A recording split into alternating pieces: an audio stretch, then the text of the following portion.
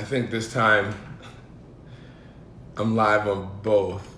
Last week we had a issue with IG, but I think was it IG? Yeah, it was IG. We had an issue with IG, but I think this week we're live on both.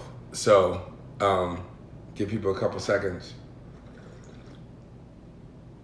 Hope everybody's Monday was good and that you had a great weekend. So I don't know. I'm gonna make up numbers in the sense that I don't know exactly how long, how many more episodes we have, but it's about 8. Depending on how long we take to get through this book, this deep dive that we're gonna do, our book club. So I'm giving everybody a book club, since we live in a virtual world. I'm gonna just give you a book club and we're gonna go through. And if you have questions, I'm gonna try to go through them. You read We Beat the Street? I hope you enjoyed it. So I'm gonna try to go through questions if you have any as we go through these chapters. And so now, last week's homework was, we did the preface. I told you about my interview with the Breakfast Club. I hope you guys got a chance to watch it, or if not, go back and watch last week's episode. And so this week, I said that we're gonna go through the introduction and chapter 1, a life-altering question. So I hope everybody did their homework and they got a chance to read it if they hadn't read it already, or reread it. And that's one of the things that a lot of people tell me, is that they highlight things in the book, they earmark things, they, put little stickies to go back to, things that resonated to them as a reminder, something that they need to, to hone in on, or something that gave them inspiration. So I hope you had a chance to do the same. The other thing is that we started our 30-day challenge.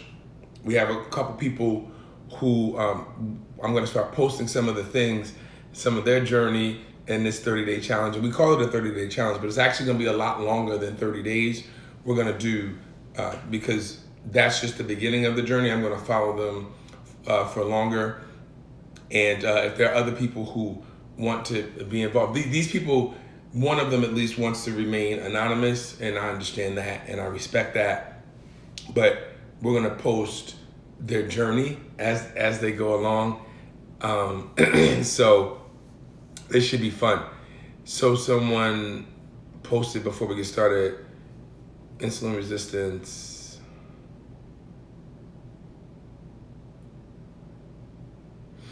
So you want, one person wanted to know what, they have inflammation and metabolic syndrome. They wanted to know what their carb number should be. And we're going to go through this in the book, but you have to figure out your carb number. And so to guess at it wouldn't do you a lot of justice. So it's important for you to find your carb number, and I'll tell you how to do that. But just so you know, we didn't get to that chapter yet, but just to give you a preview, we want you to start your carb number under 100. And I picked 75 to start, and then we find our carb number from there.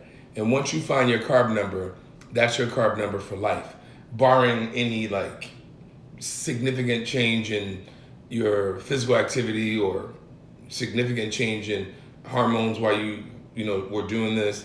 But basically, that's your carb number for life. And I just saw a patient today who said to me, I know if I get my carbs under 70, I will lose weight. I know this. And that's one of the things we do in our clinic, is that we show you how to do this and how to get to a healthier weight. And we give you the confidence that that, this works and this is very, very effective. And if I do it, it will work. And for me, that's the main, at least the first thing I'm trying to get the patient to see, that, hey, this this is arithmetic, this is science, and if I do this, it will work. And so that's kind of how, you know, we get going. And someone asked, how does NGW compare to Weight Watchers?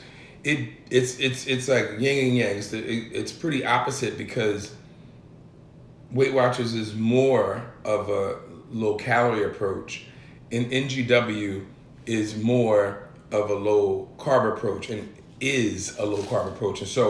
And I talk about that in the book too.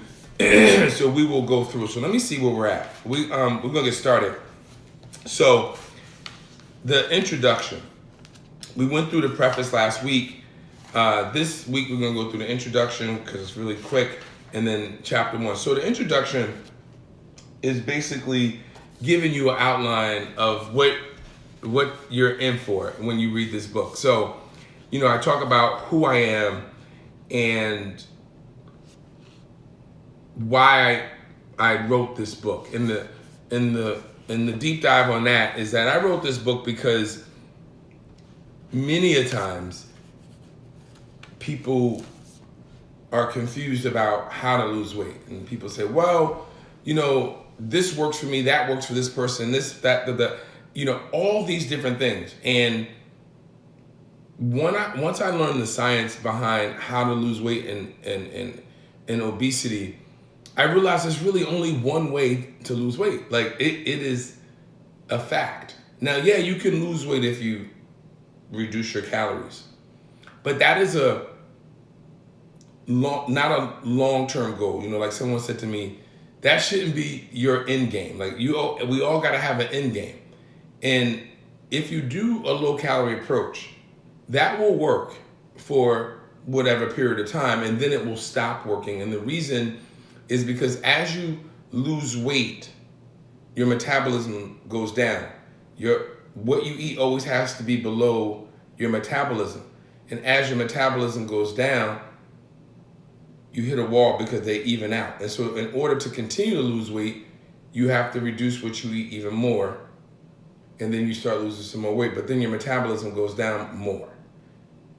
And then they even out and you hit a wall again. So then you have to reduce what you eat even more. And so that strategy is a difficult one, for one. And for two, it's not a good maintenance strategy. And the reason is because, let's say you do and you're disciplined and life didn't get in the way and stress you out, and you're just doing it, and you get down here, but then you got to go lower and lower, and you get lower and lower, and you end up getting to whatever your goal weight is. That is, you know, let's say you now have to eat 1,200 or 1,000 calories a day at your goal weight. That would mean you have to stay at that 1,100, 1,200 calories for the rest of your life to stay at your weight for the rest of your life. Otherwise, if you start eating more again, you will gain weight again. And so for me, that just doesn't seem like a winning strategy. With a low carb approach, you're addressing what the main issue is, which is insulin and insulin resistance. And so if you reduce the amount of carbs you eat, you will reduce your insulin and then allow your body to burn fat. And that's what you want to do. And that is the way you burn fat. Like, even when you're reducing your calories, what you're in effect doing is also reducing the amount of carbs you eat, thus reducing your insulin, then you're able to burn fat. And so it's a different approach. And so I wanted to show people how to do this because it is simple. The goal is just to find your carb number, and it's the most effective. And I can show you study after study that proves that a low carb approach is the most effective, especially out the gate, when you get started on your weight loss journey. And if you do the NGW approach, it's going to help you maintain your weight loss as long as you continue to stay below your carb number. And so I wanted to write this book because I wanted to share that information, and I also wanted to like it's so much confusion about weight loss. And so I wanted to write a book that was very simple, easy, fun to read, and allows you to understand what weight management is and what it isn't. That it was simple. It was no guesswork. And that's kind of how the name came about. Like, I didn't want you to have to guess about anything. I just wanted you to be able to say, hey, this is boom. This is NGW. This is how we do it. And so, I sat down, got a pen or actually a computer and started to write the book. And so that's kind of where that came from. And in the introduction, I give you an outline of what you should expect when you're reading the book. And then, I talk about, respecting people in general, and respecting,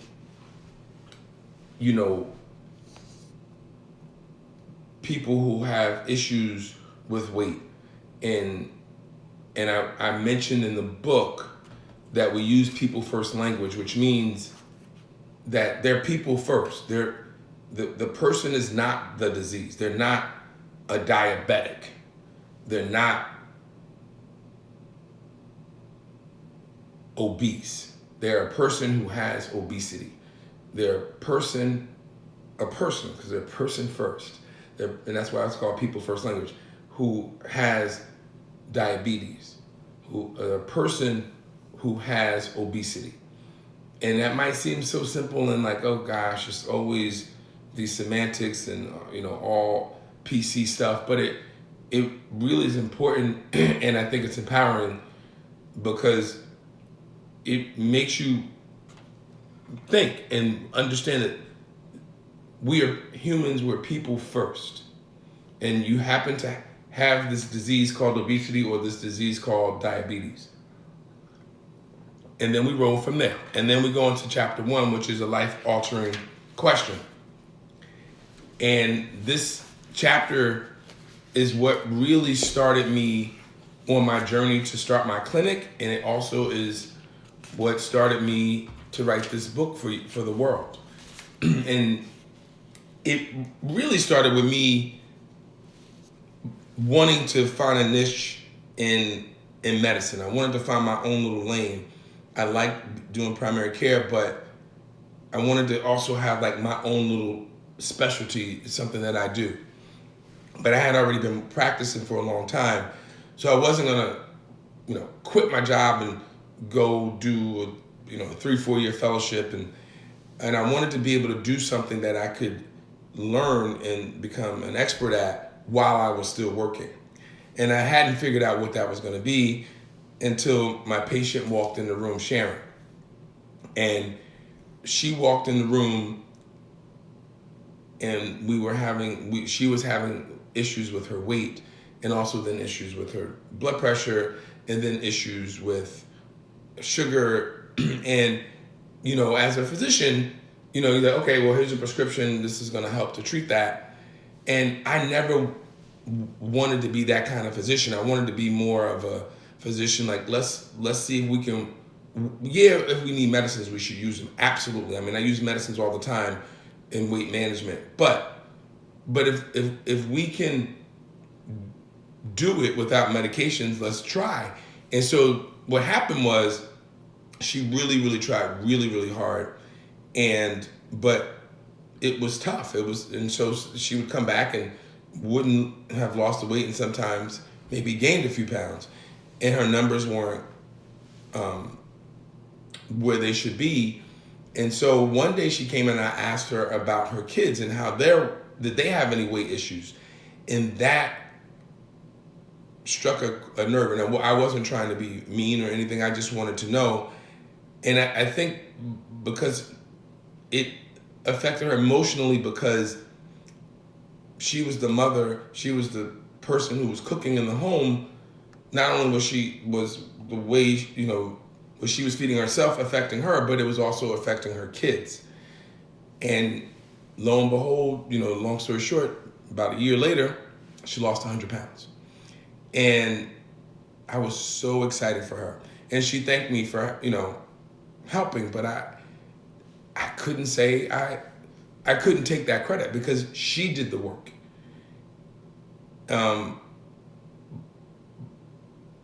But she felt like I got her started on her journey, and maybe I did, but I didn't feel like I did anything. And I wanted, as a physician, I wanted to be able to do something, like not just say, okay, go out in the world, eat less, move more. That to me, that isn't a strategy. And I always say this, and I'll say it again. Obesity is the only disease where we expect the patients to treat on their own as physicians. We say, this is your problem. Eat less, move more. We don't do that with diabetes, high blood pressure, anything. And I wanted to change that. And so I didn't know how, but I just literally opened up my computer and typed in obesity, professionals or association, and the Obesity Medicine Association popped up. And this is an organization that I belong to now. At the time I didn't, of course, that specialized in obesity. And they had a conference, and I booked the flight to Austin, Texas. I just booked it. Didn't know much about it. Got to Austin, and when I got there, it was almost like a revival. Like, everybody was just in a good mood. They were very helpful. It was really like a beautiful experience. And then when I went to the lectures, and they started to talk about how obesity is not the person's fault, and how obesity is not a matter of willpower, it's about science and understanding the patient and understanding obesity and set points, and stop blaming the patient and try to help the patient. And the way you need to help the patient is that you need to understand the science in order to help them. Like, if you don't know about ghrelin, if you don't know about the gut hormones that help make you feel satiated and shut off, cravings in your brain, if you don't know about metabolism, if you don't know about these things, you can't help the patient. But it is so, complex in a way that it's our job as physicians to understand the science and not just say, well, you need to go and do the next fad diet and eat less, move more. And so, like, when I came back from that conference, I was moved. It was almost like a church revival. Like, I was super moved.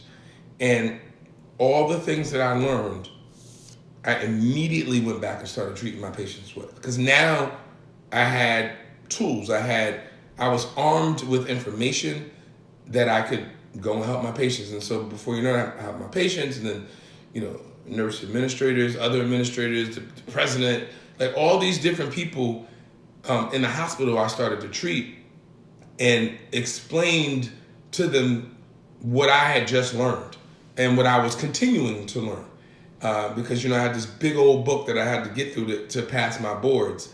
And not just one big old book, it was multiple big books. But it was fun. I enjoyed learning these things because, we've all been taught that it's just the patient's fault, and it is far from the truth.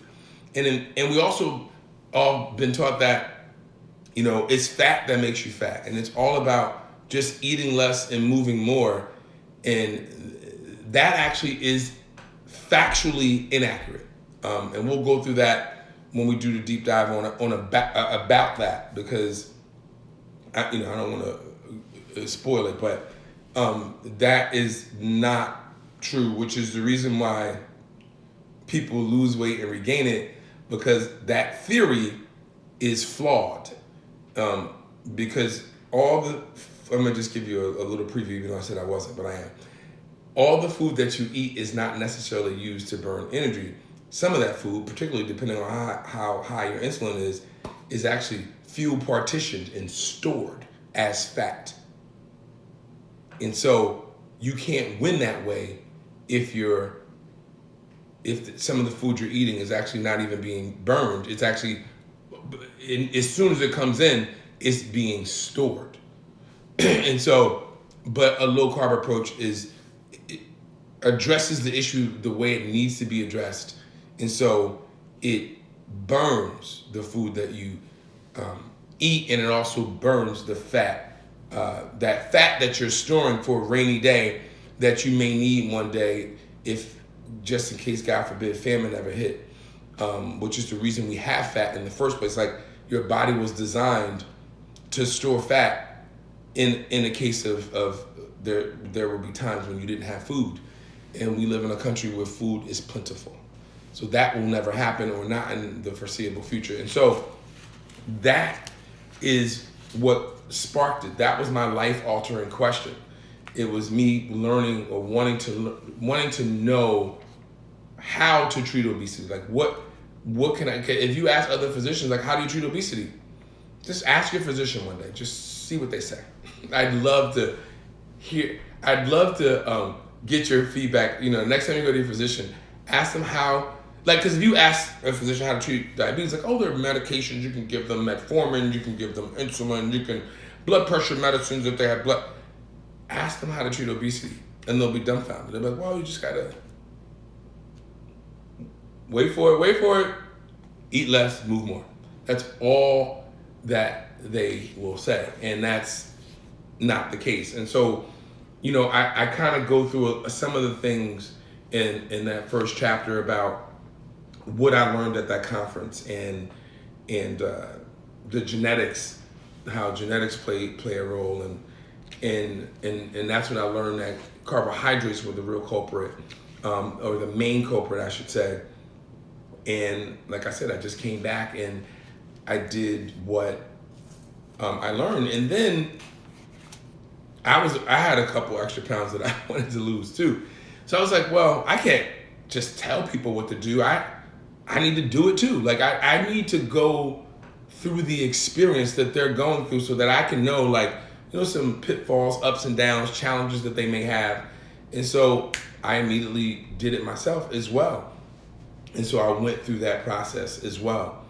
And then that's when the hunt theory came about, because I realized that, because this wasn't taught at the conference, and I didn't know this until I experienced it myself in my own clinic, that different people lost weight at different carb numbers.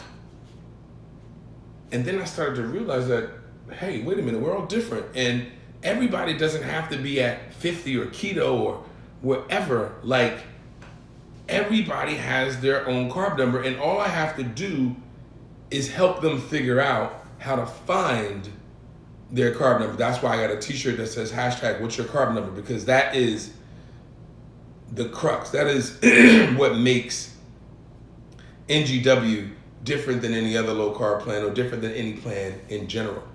And we help you find your carb number. And once you find your carb number, you are set for life, because that is your carb number for life. And once I figured that out, and figured out how to effectively help people find their carb number, it just made the program even that much better. And so that's the introduction in chapter 1 in a nutshell, a deep dive. And let's see if let me see if there was any other questions that I want to answer before. And so your doctor, someone said their family doctor told them to go low carb, and increase their exercise, and also metformin, which is good. And those are some good strategies. But you really do need to, to say to somebody. So I'm a scientist, right, by nature. So you need to be exact with me. So you can't just say, we'll go low carb, because what does low carb mean? What, like who, like, should I go 100? Should I go 150? Should I go 70? Should I, like, what should I do? And so that's why I wanted to write something and be specific, and to let you know exactly what you need to do, to make it no guesswork, so that your number. Like, for instance, my number is 70. So if I get my carbs below 70, I will predictably lose 1 to 2 pounds a week.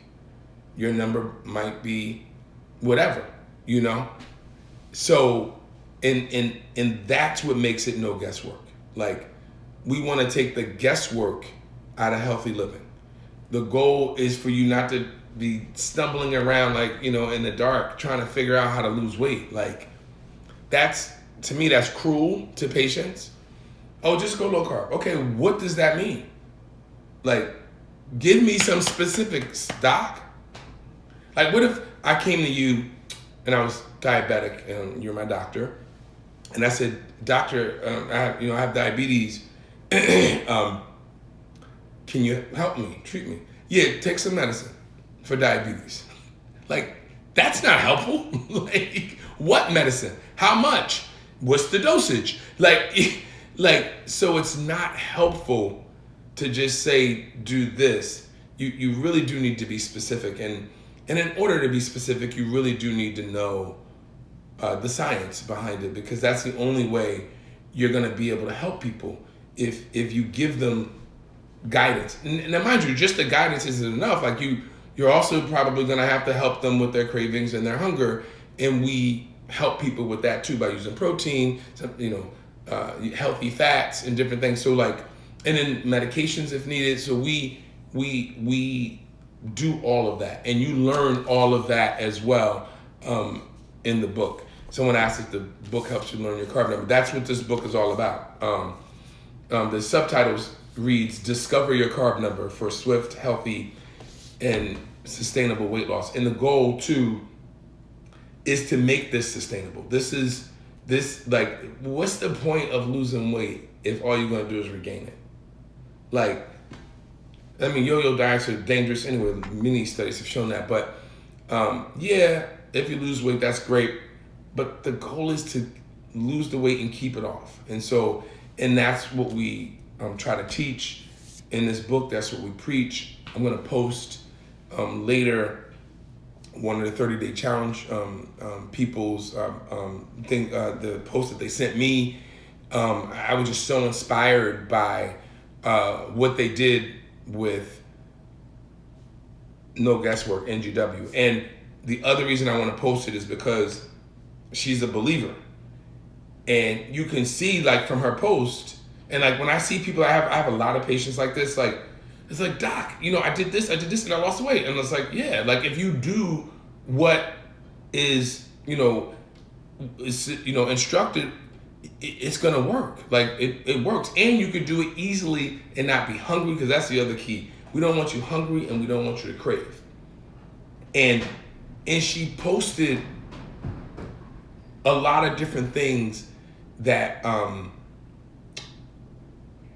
that are key tips to help you stay on track. So I'm gonna promise you I'm gonna post that tonight. There was a lot of wind. I think it knocked over half my deck. But anyway, she posted a lot of things, key points, and I asked her if I can keep showing them, because the way she's thinking is the way I need and want my patients to think.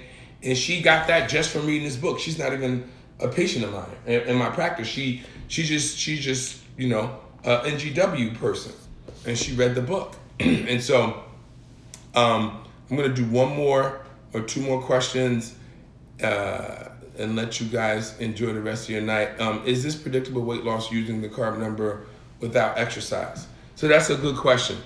It's predictable, and it doesn't change as long as I kind of mentioned earlier, that nothing significant changes in your life. So that if you found your carb number and you normally do 5,000 steps a day or whatever, and that's just your normal routine, that's your life, right? And your number is 70, like mine, your number will always be 70. Now, let's say, God forbid, something happens where you can't do that 5,000 or 10,000, whatever it is, steps a day, and now you're only doing 1,000 steps a day. Well, yeah, that carb number is going to change a little bit. But this is saying that your carb number will remain your carb number for life, provided that nothing significantly changes in your life. Like let's say maybe you start this diet, this plan, because it's not really a diet, it's a lifestyle and a lifelong lifestyle. You start it before you go through menopause, and you've been doing it for a minute, and then you go through menopause. Well, yeah, then that number is going to change a little bit because your hormones have significantly changed. But it has to be significant. Like if you're normally 5,000 steps, or let's say 7,000, and for a couple weeks or months you're down to 6,000, that's not going to affect your number. But if it's a significant change, it will. And so as I end, I just want to again thank you guys. You could be anywhere in the world, but you're here with me. So I appreciate you. Let your friends know. Spread the word about No Guesswork. Make sure they pick up the book. Make sure they watch the episodes, and if they don't catch them live, they can catch them when I post them. And I want this to be a thing, that people like, hashtag what's your carb number, so you can ask your friends what their carb number is, to a point where people are going to know what you're talking about. When you say, hey, what's your carb number? Like, they're not going to say, huh? Everybody's going to know what you're talking about. Like, my carb number is 70. Mine's 90, mine's 50, so you can actually even have a conversation about that. So check me out at, on the Facebook, IG, YouTube. Share this with all your friends and have them share it with all their friends as we go through this deep dive in No Guesswork. And so next week, we're going to do the Fat Truth. Now, the Fat Truth got a little bit of science in it, but I'm not boring. So I promise you that it's going to be fun. But I'm going to still hit you with a little science. All right. Take care. Have a good night, everybody. Bye-bye.